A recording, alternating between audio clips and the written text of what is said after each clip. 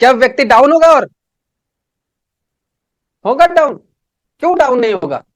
क्योंकि वो सीख चुका है, वो अभी औरों को सिखाएगा। तो उसका करते हुए कि एक टीचर के सामने स्टूडेंट आकर झुकेंगे जरूर। हालेलुया। आप बोलोगे एक स्टूडेंट आकर टीचर के सामने झुकेगा और टीचर डाउन हो जाएगा? क्या मेरी बात आपको समझ में आ रही है? तो लोग आज वचन का इस्तेमाल करते हैं कि मान लो ये एक जन आ गया। आज जैसे आज मेरी लाइफ की स्टोरी बताऊं, जब ये बात वो मुझसे बोल रहे थे इससे, तो मेरे प्रियो जब वो बात उन्होंने मुझे बोला कि देखो आज हम दोनों एक साथ में बढ़े और आज आप आगे चले गए, लेकिन मेरे लाइफ में सेक्रीफाइसेस थी। उन्होंने नौकरी नहीं छोड़ा, उन्होंने व्यभिचार करना, ये सब सब कुछ कामों पे वो चले रहे। और उनको लगा परमेश्वर मुझे चुना है, और वो नौकरी छोड़ने तक डरते रहे कि मैं नहीं छोड़ूंगा, क्या होगा। लेकिन मैं बताऊं, जब परमेश्वर ने चुना, यूहन्ना बपतिस्मा देने वाला जब सबको चुना, सब अपनी अपनी नौकरी फोकरी छोड़ के बैठ गए। प्रोफेट की पोस्ट, कोई पास्टर हो सकते हो, जो भी हो सकते हो, लेकिन प्रोफेट की पोस्ट सबसे हाई है। आपको सब कुछ छोड़ना होगा, आगे नहीं। मुझे आपको पता है मेरे प्रियो, मैं अब तक पास्टर की टीचिंग नहीं दिया। जब टीचिंग दूंगा आप लोग सुनोगे और देखोगे कि क्या क्या मतलब होती है रूल एक स्पिरिचुअल ब्लेसिंग लेने के लिए।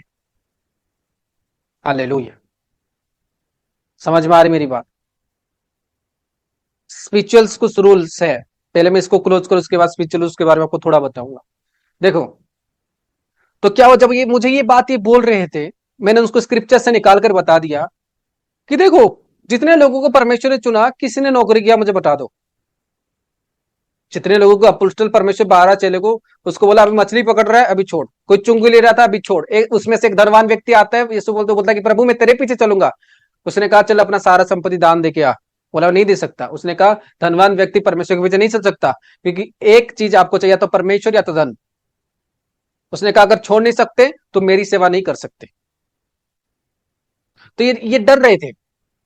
तो डर रहे थे, जब डर रहे थे मैं उनको सिखा रहा था, उनको ये बात लगी कि अपने आप को ऊंचा कर रहा है, और उन्होंने वचन को मेरे पास जैसे तीर मारते ना उस तरह तीर मार दिया। समझ में आ रही मेरी बात? लेकिन मेरी लाइफ कैसी थी?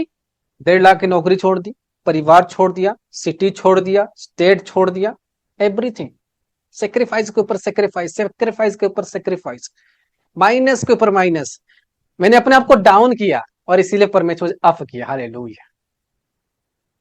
और उन्होंने अपने आप को डाउन नहीं किया, वो अपनी नौकरी को पकड़ रहे हैं, अपने डरते रहे। आज आप लोगों को क्या बोलोगे? आ जाओ परमेश्वर के पास।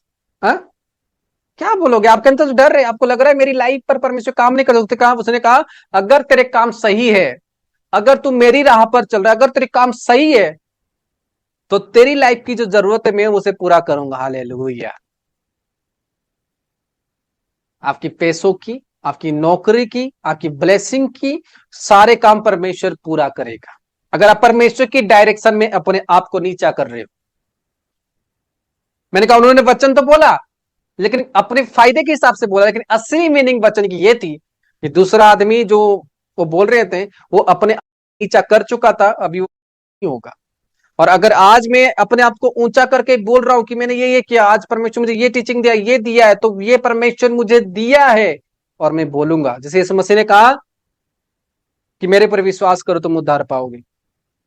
हालेलुया। क्योंकि वो परमेश्वर की आज्ञा को ले चुके थे, और इसके ऊपर ये लॉ लागू नहीं होगा, इसके ऊपर ये फॉर्मूला लागू नहीं होगा कि अगर ये अपने आप को ऊपर उठा रहा है और हम जाके उसके सामने नीचे हो गए तो ये व्यक्ति डाउन हो जाएगा और हम ऊपर उठ जाएंगे। नहीं, अगर इसके सामने आप नीचे नहीं होंगे तो आप ही नीचे चले जाओ, ये तो ऊपर ही जाए। परमेश्वर उसको चुना है ताकि ये और लोगों को टीचिंग प्रोवाइड कर सके, और लोगों को ज्ञान दे सके। क्या मेरी बात आप समझ रहे हो? हालेलुया। इससे क्या समझ रहे हो कि लोग आज वचन को जिस तरह से इस्तेमाल करते हैं, वो रॉन्ग वे से लोग आज वचन को इस्तेमाल करते हैं। वो अपनी फायदे के लिए, अपनी सेल्फ के लिए उसको प्रचार करते हैं, अपनी सेल्फ के लिए उसको इस्तेमाल करते हैं।